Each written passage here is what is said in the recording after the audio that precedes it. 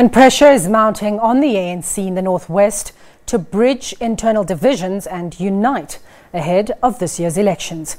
Internal party divisions seem to be worsening after the party's Provincial Executive Committee, led by former Premier Supra Mahumpelo, was unceremoniously dissolved by the National Executive Committee and replaced with a provincial task team under the leadership of veteran politician Mokgoro.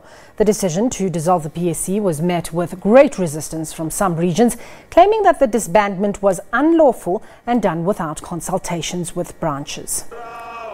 4 months since the disbandment of the Supra Mahumpelo-led PEC, and rebellion within the ANC has grown stronger. While some members are challenging the party's leadership in court, ANC councillors have used council chambers as platforms to show resistance against the task team by colluding with opposition parties to remove unfavourable ANC leaders. While a provincial task team was set up to manage the party's affairs in the province, its authority continues to be undermined as disbanded regional executive committees continue to operate despite being replaced with regional task teams set up by the PTT. The disbandment of the PEC of Perima was immaterial. The installation of the PTT in our province, people can attest to that. There's chaos. These people are not here to unite or rebuild the movement in our province.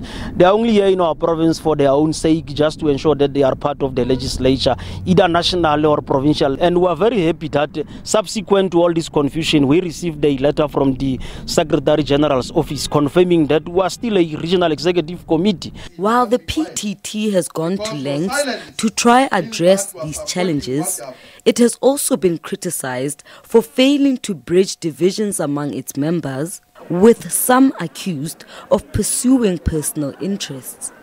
People deployed in the PTT meant to correct the wrong things that were done previously.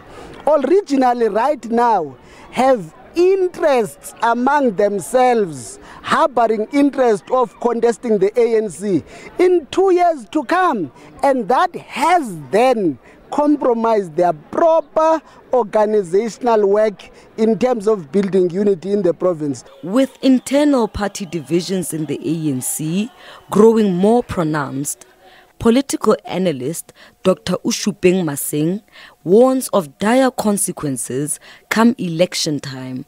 Other political parties are actually doing their work in terms of lobbying people to come and vote for it. But the ANC within this province is heavily divided, focusing on divisions as opposed to focusing on actually attracting voters towards the 2019 elections.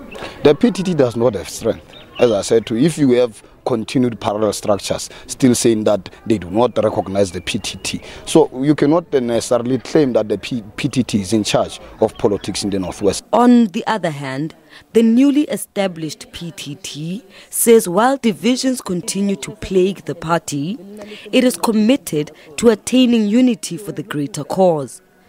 We continue to discourage members of the ANC particularly to try and seek solace or seek comfort in the courts in resolving ANC internal problems. We continue to encourage dialogue and discourage them from doing that. Let's find the common solution to our problems. After all, this is not the ANC of the PTT, neither is it an ANC of Supra Mahumpelo, but it's an ANC of its members, of its electorate. With elections fast approaching and divisions in the ANC deepening, the party faces a mammoth task retaining power over this province. Sintle English, SABC News in the Northwest Province.